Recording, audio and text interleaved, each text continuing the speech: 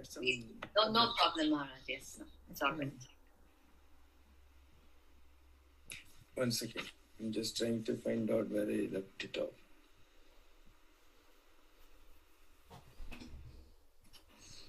So this is July, no? So is it possible to see card? TK, let us see.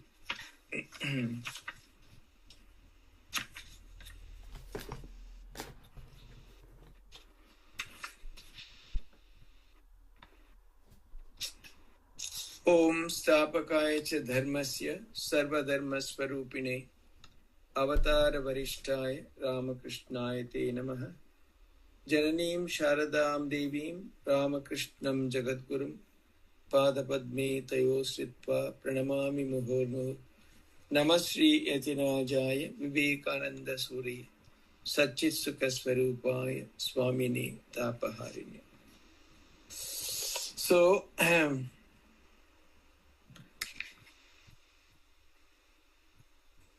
So Sri Ramakrishna and Master Misha, their wonderful conversations, that's what we are discussing about.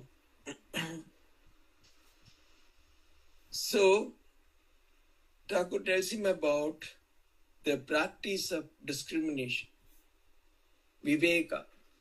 Actually, this is an extraordinary discipline at all points of time.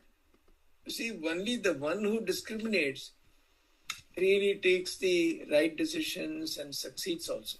Because unless you really discriminate between right and wrong, what is ethical and what is not ethical, what is moral and what is immoral, at every point of time in our lives, this is a very important discipline which will help us in deciding the right way. So, Sri Ramakrishna asks, discrimination, what is there in money or in anything, a beautiful body, etc. If you really discriminate, you will find that there is nothing admirable in all this. And everything goes after some time. Everything is impermanent. Everything is temporary. So, obviously, this is a way one can really get rid of the attachment for all those things. Now, supposing we are very much attracted to something, some food or some money or some goods, some comfort, something, it will throw this light of discrimination in that direction. Automatically, it will be revealed that what we are trying to have or achieve or possess is something which is very, very temporary and really not worth all the trouble at all. It's not going to be there after some time. And whatever we possess, whatever we acquire, whatever we do, it's going to vanish after some time. And why bother so much? So that is how a person can discriminate and kind of get rid of all this to some extent. But then at the same time, it is also necessary to have the attachment or desire for God or something higher. Actually, spiritual discipline, spiritual life, actually it's a twofold path. See, on one side, in a negative way, you have to get rid of or give up whatever that binds us, whatever that afflicts us, whatever that attracts us, whatever that makes us bound and so on. That's one thing. On the positive side, we should have love for God, love for a deep spiritual life, love for all that. Otherwise, that's why, they say, quite often this is a dilemma. Right? A monk very beautifully put it. Monks have a lot of vairagya, but very little love for God. So they are struggling. Many householders have love for God, but very little vairagya. So only if you combine both, only if you have both, it's possible to progress in spiritual life. Only one alone will not do, because many of those who are living in Himalayas and other places, they have certainly a certain degree of vairagya. They have given up, they don't care, they don't want. But what is received through that vairagya, the impetus, is it channelized in a positive direction as love of God? Unless that happens, this vairagya will not be very effective or will not be very useful. Similarly, People, many have lot of love for God. If you see, even in many householders, we have seen in their houses, the way beautiful way they worship Sri Krishna, they care for him, the Balagopala and all that. Many have deep devotion. But unless the devotion has the tinge of vairagya, it's coated with vairagya, it will not turn you away from the worldly things. Otherwise, on one side, you will try to have devotion and also have a lot of participation in the world, and that will not take us much far. So both are very necessary. So again, a question which Master Shade asked many times, a lot number of times, is it possible to see God?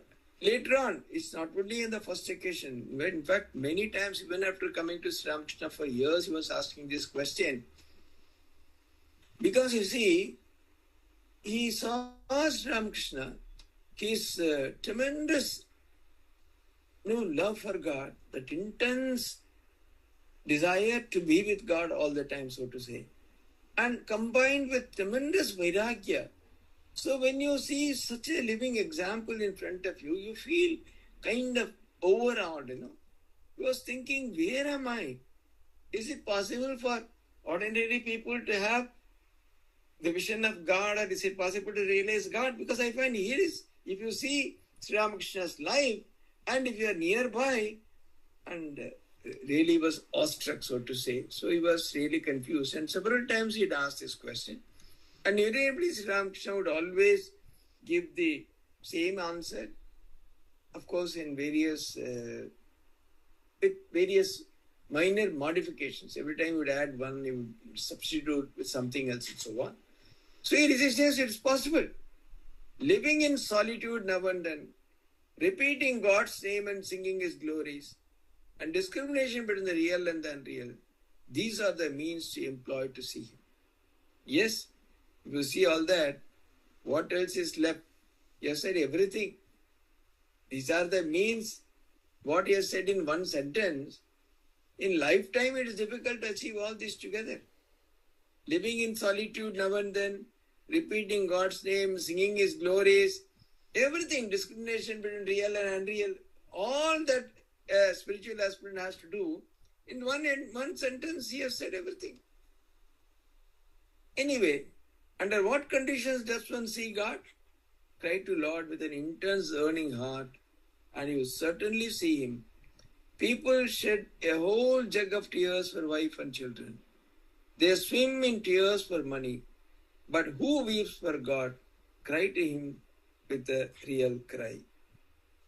So he sang, cry to your mother Shyama with a real cry. How can Shyama hold herself from you? Dakar motan dakle Shyama ki kore takte bari. How can your mother Kali hold herself? If you are in earnest, bring her an offering of bay leaves and hibiscus flowers.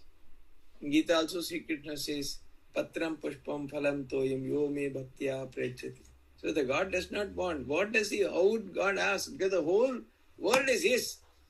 You are only Ganga Jale Ganga Puja, they say. You take Ganges water and offer puja to Ganga. Many do.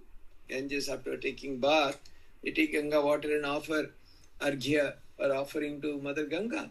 So in the same way, if you believe the whole creation is God's, what can you give? So as a symbol, whatever you give is enough.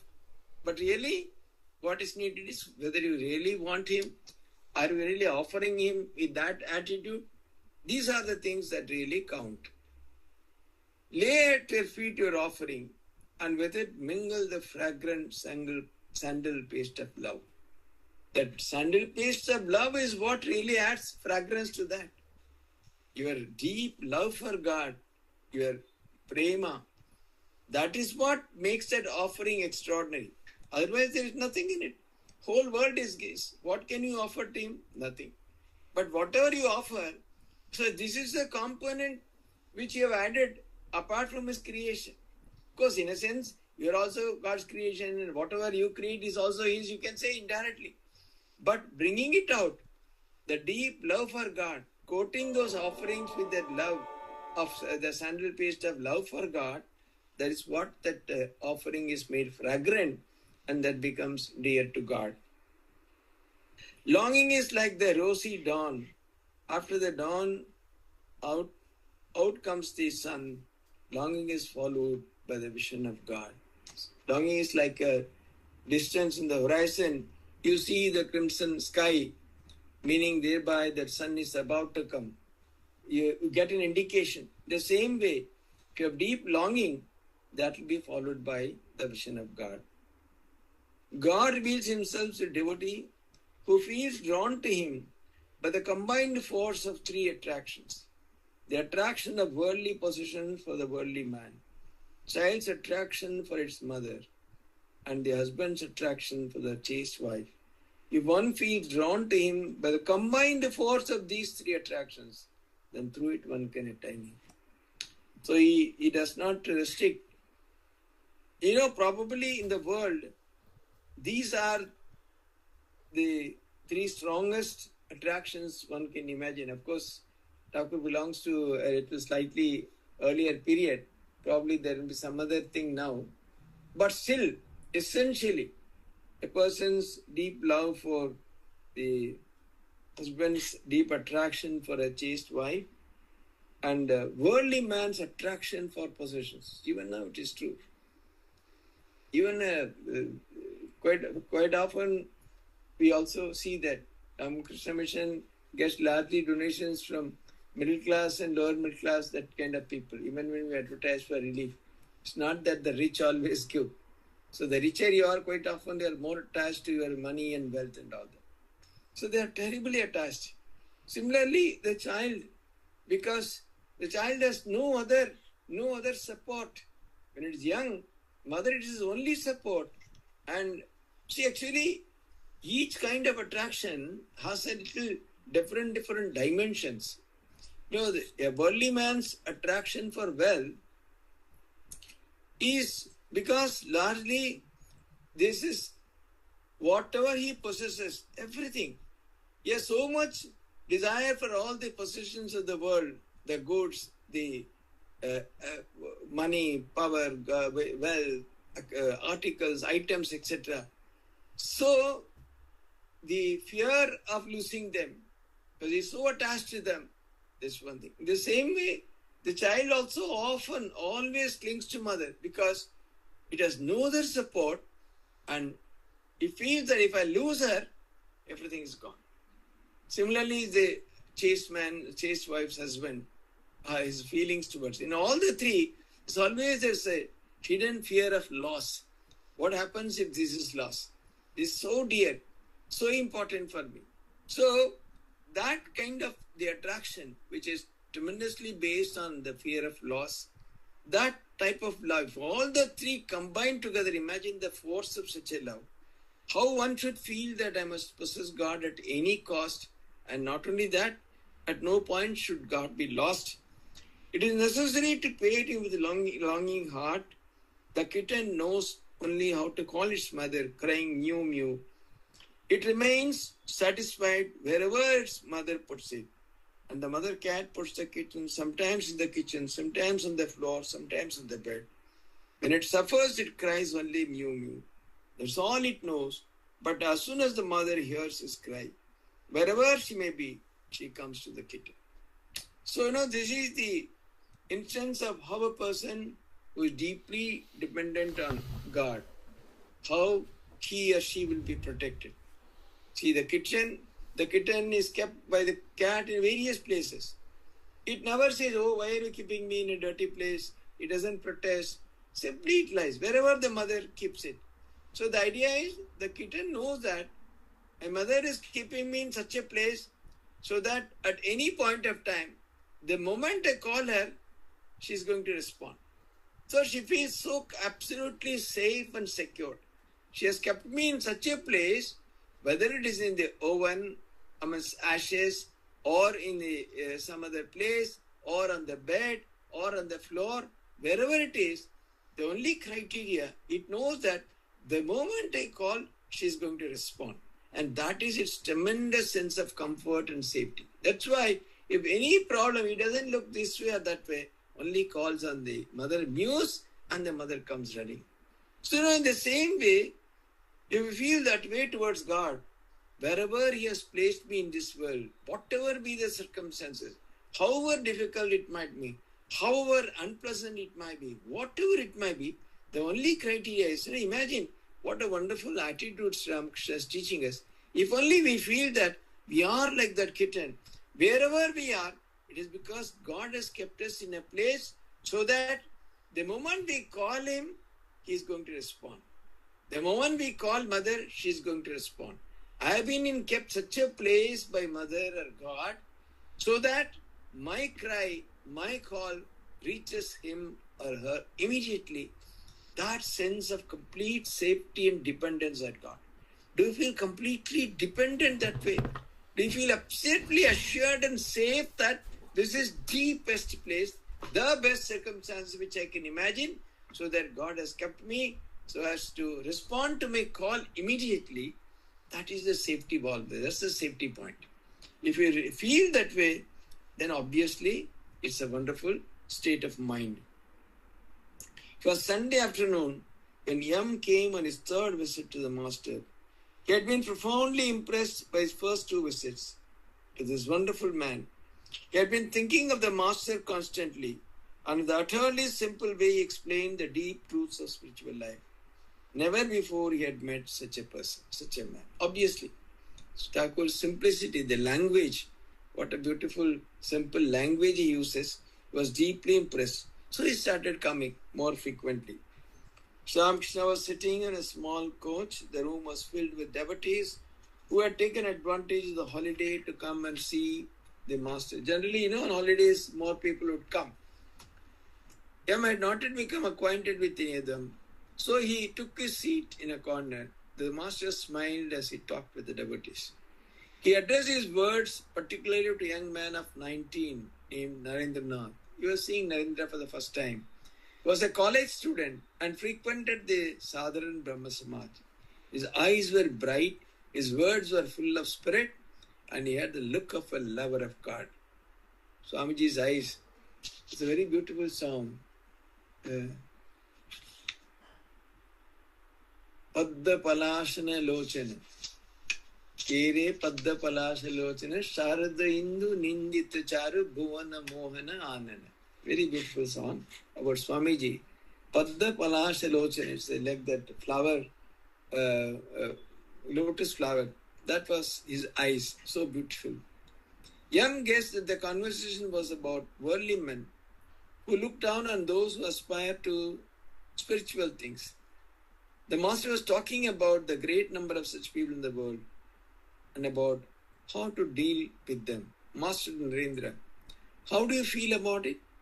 Worldly people say all kinds of things about the spiritually minded. But look here, when an elephant moves along the street, any number of curs and other small animals may bark and cry after it. The elephant doesn't even look back at them. If people speak of ill of you, what will you think of them? So Sri Ramakrishna was always something deep in whatever he did. He knew that this person is going to be a world preacher.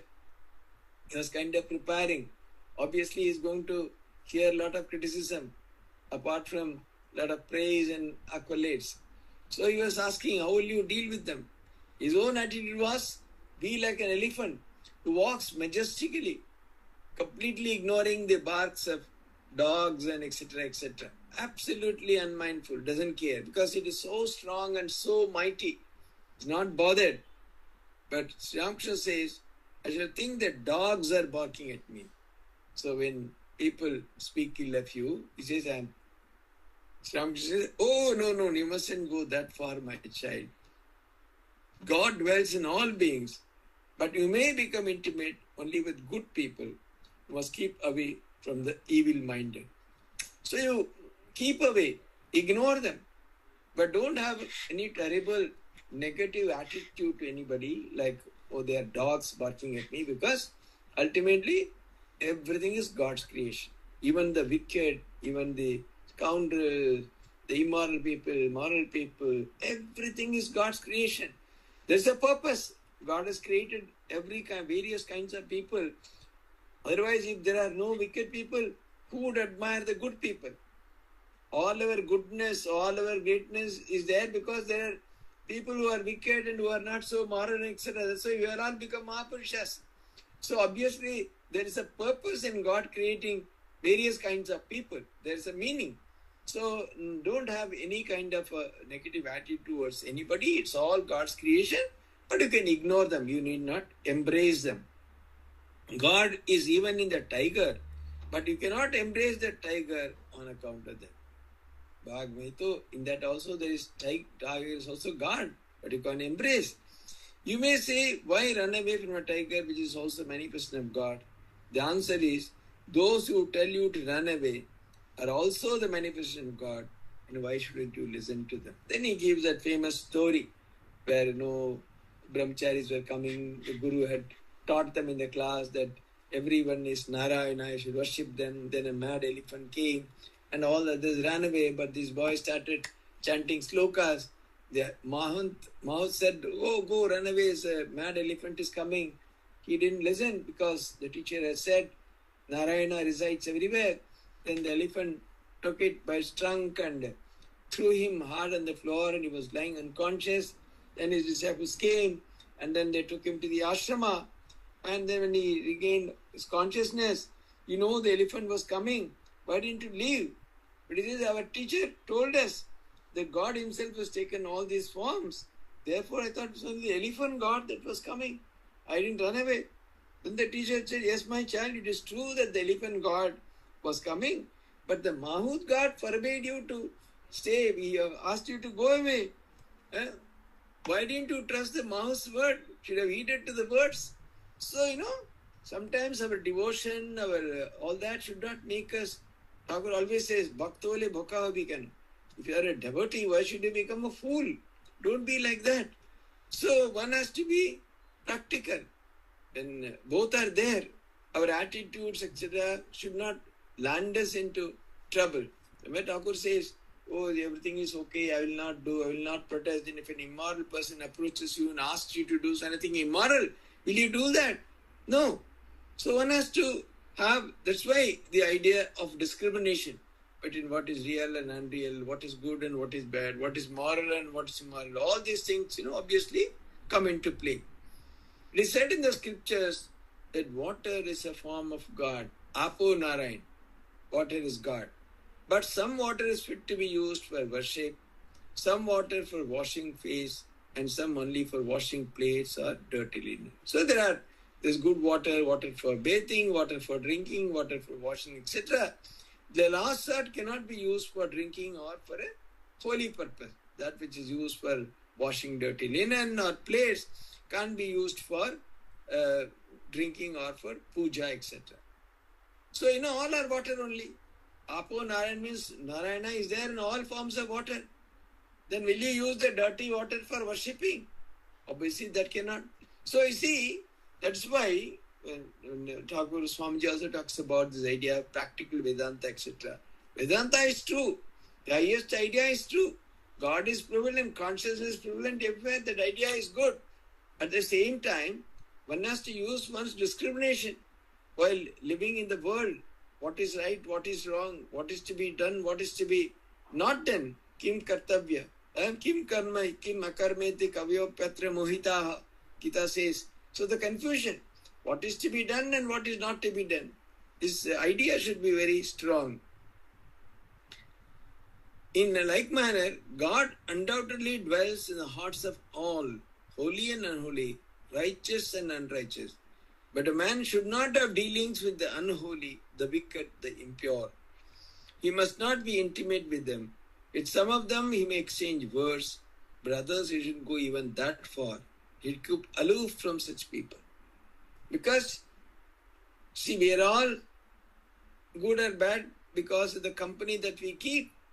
If we live amidst immoral people, impure people, people who are not ethical and moral and so on, slowly we will also fall a prey to those practices, etc. Those samskaras will catch us.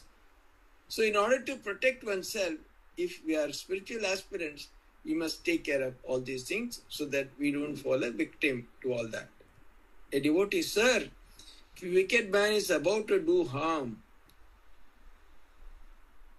or actually does so, should we keep quiet then? Again, another story Thakur will say, if a wicked person comes and beats you, oh, you are Narayana, please beat me, doesn't matter. Will you say so? Some says, a man living in society should make a show of tamas to protect himself from evil-minded people. He must show, he must pretend to be angry, he must pretend to be like that. But there should not be any real anger, should not harm anybody.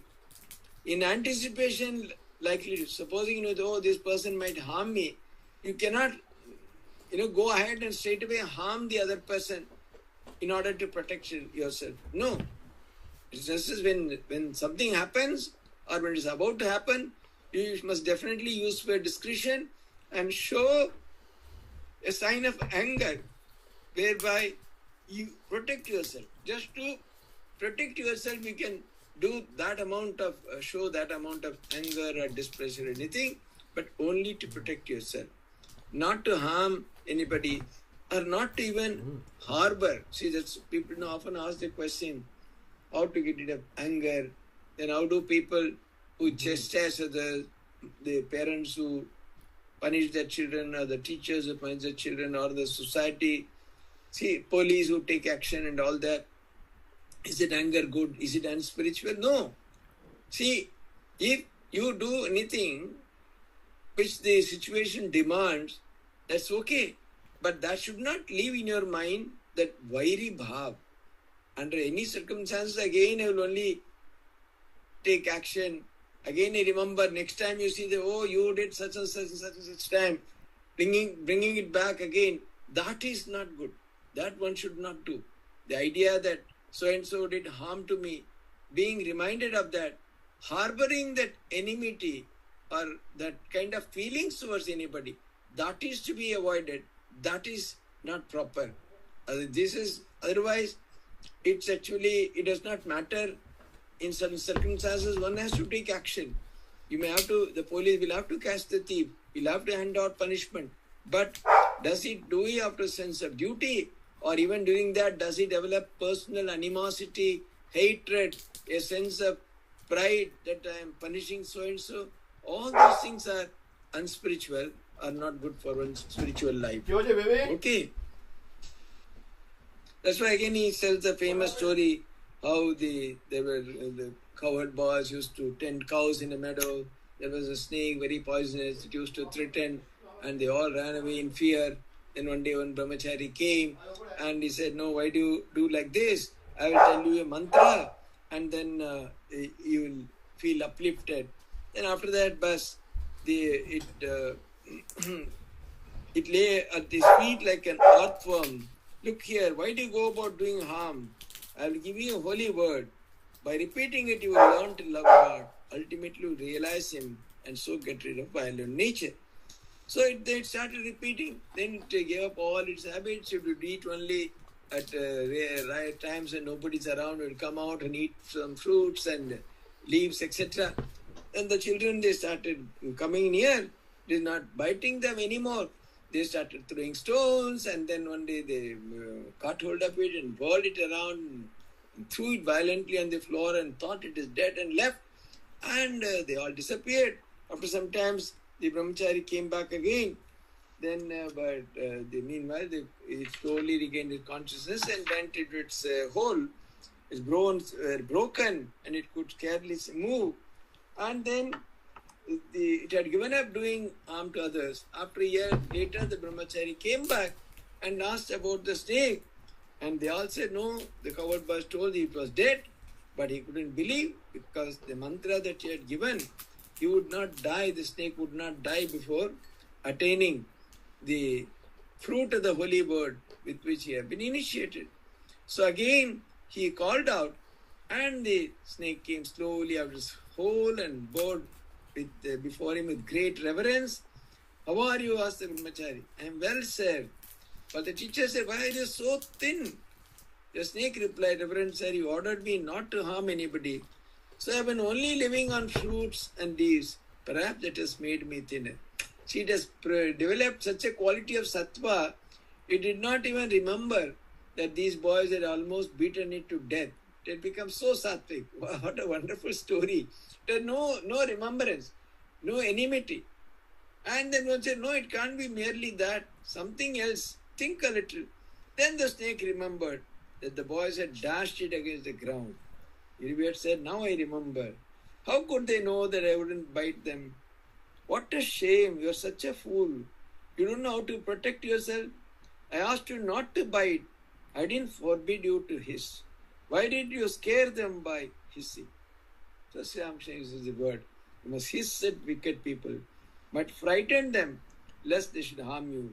But never inject your venom into them. One must not injure others.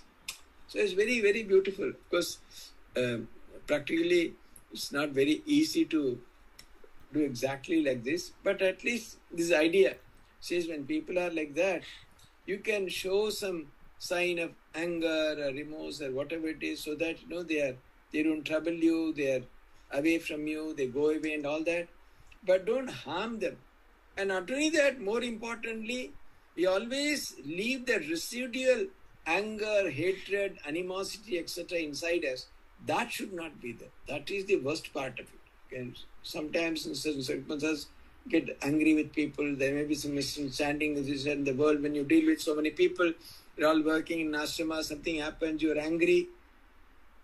But then and there, after that, one should go, talk nicely, apologize or make amends and this and that.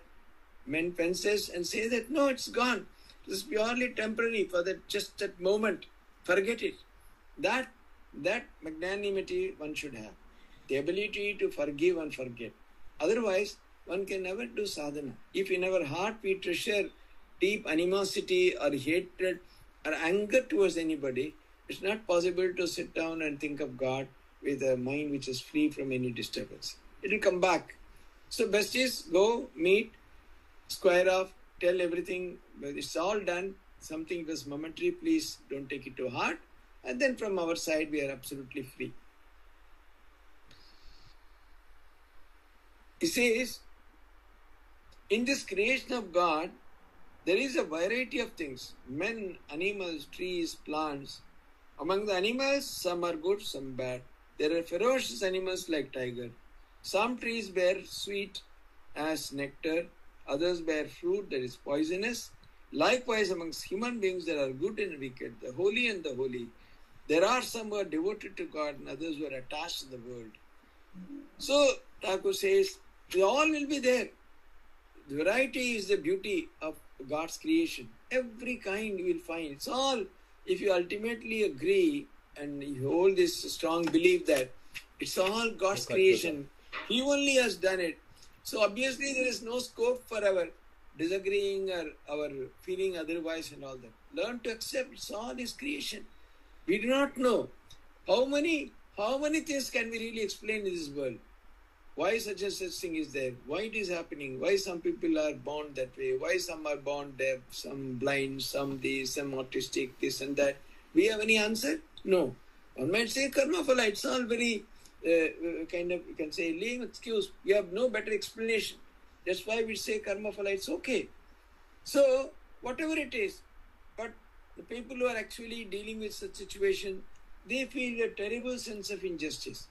We are good, we are holy, we are noble, we have done anything never bad in our life. Why should we suffer? So anyway, one has to understand slowly the law of karma, how it operates and all that. But yet, it's first and foremost in God's creation, there is a sense, there is a purpose, there is some correlation, some connection between all that we see. We are unable to figure out the how and why of several things. But this much if we understand, it's all God's design. There's a deep purpose and meaning in all this. Then probably we'll be able to deal with life situations. When something negative happens to us, and someone known to us passes away, we lose something, we gain somewhere, something happens, someone hurts us, we get something. All that can be largely addressed, understood and managed if only we have everything in the overall, in that framework. It's all God's creation. Then whatever happens, there is a purpose, there is meaning, there is design. For the time being, I am unable to understand it. But if I have the basic idea, it's God's design, I try to get along with it, and slowly one would find an answer, or at least one would find a way out of all those situations. So Thakur again says, men may be divided into 4 classes: those bound by the fetters of the world, the seekers after liberation, the liberated, and the ever free. Somewhere he will give a very more detailed description. Again, of course, he's coming slowly to it. Those among the ever free, we may count sages like Narada. They live in the world for the good of others, to teach men spiritual truth. The ever free, the Nitya Siddhas, sages like Narada, they are not attached, they are not bound to anything. They live in this world only to teach others. So there's no question of bondage for them. There's no question of bondage due to karma for them, because they are ever free. They are like that. They never do anything which would bring them bondage again. They always do only good to others. They are aware in constant touch with God or the supreme truth or the ultimate. So there's no question of they're ever getting into the meshes of Maya or the meshes of karma and again suffering subsequent births and all that. They are here for a purpose. Any moment they can go. They are ever free. They are not bound at all. Among those, and then he goes to the other extreme, those in bondage are sunk in worldliness and forgetful of God. Not even by mistake do they think of God. We see such people also. Perhaps a vast majority of the people of the world belong to this category. They're completely sunk in worldliness and they are forgetful of God. Not even by mistake they think of God. Every day, again going through the same rigmarole, same routine, eating, sleeping, drinking, again this, again fight, again patching up, again fight, again going out. Same routine. Every second day fight, every third day going out, every fourth day again patching up. It goes on and on, ever free, never thinking of anything else. So to any problem, difficulty, suffering, fight, then one lollipop in the terms of some eating or some going out or some buying or selling or something, then again back to the same routine. So they think that this is all they are to do in this world. They are the supremely bound people. Now the problem is, see, for them also life is in a sense a misery, because what a terrible life it is. Every day you fight. The very next day you are okay. Then the third day something else. Again back to. So life is so unsteady and so meaningless. Absolutely. Those, the seekers after liberation, want to free themselves from attachment to the world. Some of them succeed and others do not. They are the mumukshu jiv, he says. The nitya jiv or the baddha jiv or mumukshu jiv are those who seek after liberation. They know they are bound. They want to get free. They have understood. That much awakening has come in them. They have seen the way of the world. They have suffered much. They have seen others suffer. They have understood to some extent at least the impermanence of the world, all its difficulties. They want to get liberated also. They try, but some succeed and some they keep on struggling. It doesn't happen in this life. Maybe it will continue in the life after. And then the liberated souls, such as sadhus and mahatmas, are not entangled in the world in women and gold. Their minds are free from worldliness. Besides, they always meditate on the lotus feet of God. What is this fourth category?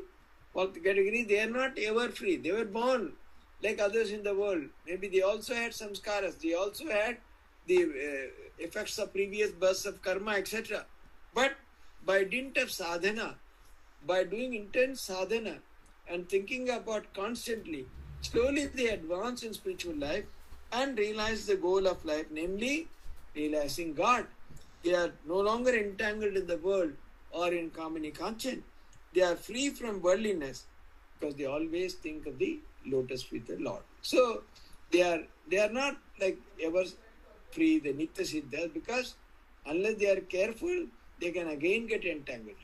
So once you do sadhana, once you realize God, post that also, you must lead a life so that you are not caught in this world again. Not only that, some people even after a small little here and there if they get, They think that they have got everything, and they started behaving that way, and they get a terrible blow, and they sunk to abysmal depths. We see some of the people in the world, now and then we hear some news, someone who is so popular, so did and that, some this Baba, that Baba, suddenly something emerges, and they're arrested and put to jail and all that. But it's all that. Due to sadhana or due to something, they might have got some little glimpse, something like that. And they thought, we have got everything. And they started using it to the tilt. Then they digress, they go out of the way, they do something which is not proper, something which is not moral or ethical. And then the slide continues, they go down and down. And once you start violating, then you lose the sense of any kind of hesitation or lajja, gruna, bhaya, shame, fear, everything would go. Mr. Thakur uses one very example, of course, we are not to condemn anybody or anything like that. The previous, those yuga, there were people who used to, the scavengers, they used to carry on their head the human feces, etc. So because of that, doing it day after day, they have lost a sense of, that kind of smell for all that. It's very, very natural for them. Like, so if you want to digress, then, it becomes very easy to do it again and again. And then people go down in their life. The first time, that's why one has to be very careful and protect oneself. If you indulge in anything which is prohibited, which is not good, which is not proper for spiritual life, which is not ethical, moral, etc., the first time it's very, very difficult. But the moment you digress or deviate or default, after that it becomes a free fall. That person commits again and again, because then he becomes fearless, shameless, etc. And then the downfall is very fast. So then he gives that famous example. Supposing a net has been cast into a lake to catch fish, some fish are so clever that they're never caught in the net. They are like the ever free. The fisherman, he casts the net. There are fish. So he says, oh, see, such a big fish is going. Because it comes nowhere near the net. Simply, it's quite far away. The net even does not even attract them. But most of the fish are entangled in the net. The moment then they're all there. Some of them try to free themselves from it. They are like those who seek liberation. Some fish, they try to free themselves. But not all the fish that succeed are like that. If you jump out, making a big splash in the water, then the fishermen shout, look, there goes a big one. They are like the liberated ones. They struggled, got out of this enmesh of this world of Maya and all the attractions, everything. They got liberated and they ran away. Not that they were not caught. They are not like the ever free or Nitya Siddhas. They were also like that. So these are the people whom we can emulate, whom we can copy, whom we can try to do. They were also in the world. They were born. They had their samskaras maybe. But by dint of sadhana, they got liberation and they escaped this Maya or the samsara, the ocean of samsara, or the net of Maya. So they are the liberated one. And then mumukshus are still striving. But most of the fish caught in the net cannot escape, nor do they make any effort to get out. They are like the Baddha Jeev. They are caught in this world. They are suffering. They are suffering blows maybe on a daily basis. Still they don't develop any awareness. No hush. Thakur says, man hush. The person who has hush, he is a real man or a human being. Jar hush ache, say manush. So who has that awareness, who is aware of the world, the dangers, the drawbacks, the necessity to get out of this. So those fish, they burrow into the mud with their net, their mouths, and lie there quietly thinking, we need not fear anymore, we are quite safe here. But the poor things do not know that the fishermen will drag them out with a net. These are like the men bound to the world. They are the real Baddha Jeev. They are in a terrible state, but they think they are wonderful. They criticize those who practice religion, those who go to temple or ashramas or meet spiritual people and all that. Oh, it's all foolish. What do you get there? But what you get, only suffering day after day. For one small little lollipop, you have 100 other sufferings you have to undertake, but still they are satisfied. The bound souls are tied to the world by the fetters of woman and gold, Kamini Kanchan. They are bound hand and foot, thinking that Kamini Kanchan will make them happy and give them security. They do not realize that it will lead them to annihilation. When a man thus bound to the world is about to die, his wife asks, "You are about to go, but what have you done for me?" Again, such is attachment to the things of the world. When he sees the lamp burning brightly, he says, "Dim the light." Too much oil is being used, and he is on the deathbed. He is about to die. He is worried. The wick is consuming too much of oil. Lessen the wick, make it less bright. So all their life they live like that and die very worthless life. So what is the point? The bound souls never think of God.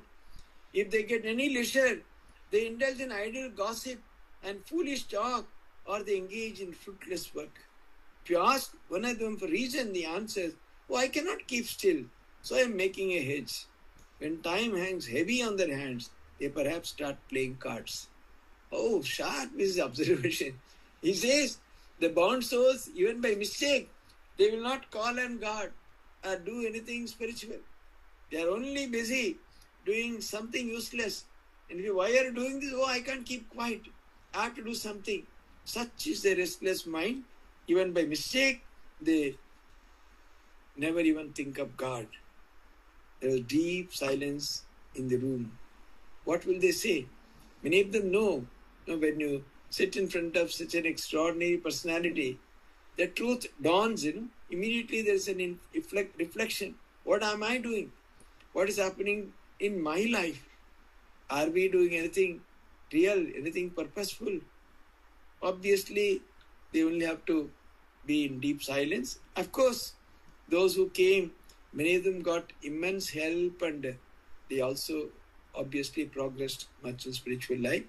So we can only pray to Sri Ramakrishna that our attachment and our worldliness, our desire for goods and other things, all those things might lessen, and we may develop love for God so that we can practice more seriously. That's all we can do. That's all is within our powers. Om Shanti Shanti Shanti Hari Om Tat Sat. Sri Ramakrishna Arpanamastu. So I leave a few minutes for those who want to ask questions. Anything you want to ask, can. Otherwise, we meet next month. Yes, some hand is going up. Yeah, Maharaj, I wanted to know the Ukraine war or the war in Hamas in Israel. Would you call them dharma here, or how? I mean, as you say, people should forgive, and not keep. So how would you compare that with the wars? So you see, all those whatever we talked about, they're all just at the individual level, at my personal level. Supposing you are also a soldier fighting in that war, supposing you come back to barracks or you come back to your country, you should not hold animosity about the people with whom you fought. So all that is at the individual level. Collectively, between nations and all that, some kind of karma, something is working on. It's very difficult to explain whatever is happening in this world. It's not possible. The world that is why it's called Maya. Anirvachaniya. It cannot be explained. It's beyond words. What would you say? Both the countries are so poor, backward economically. People are dying for basic want of the necessities of life. Instead of addressing that, they are fighting and spending millions and billions of dollars. It's tragedy. So it cannot be, nothing can be said about all that. It's absolutely meaningless war. Why should it all happen? Because it has always been, the world has always been like that. Between the Devas and Asuras, we hear in the Puranas the war that happened. So we cannot kind of, indulge ourselves, or we cannot really find solution to all that. Whatever comes within our ambit, wherever we are, whatever we are concerned, we can only attend to that much. These are all in a larger interest, you may just discuss for fun, this and that. But really we can't say with finality, this is right, that is wrong, why it should be so on and so forth. It's not possible for us to comment at all. We can only do that much. We can take care of our life and that much. Nothing more beyond that. Thank you, Maharaj. Yeah. Our life, our life is precious. We have very little time in the world. In the given time, we should work out our life. We should do intense sadhana so that we are free from this bondage of again and again taking birth in this world. We can work for that. That much is within our powers.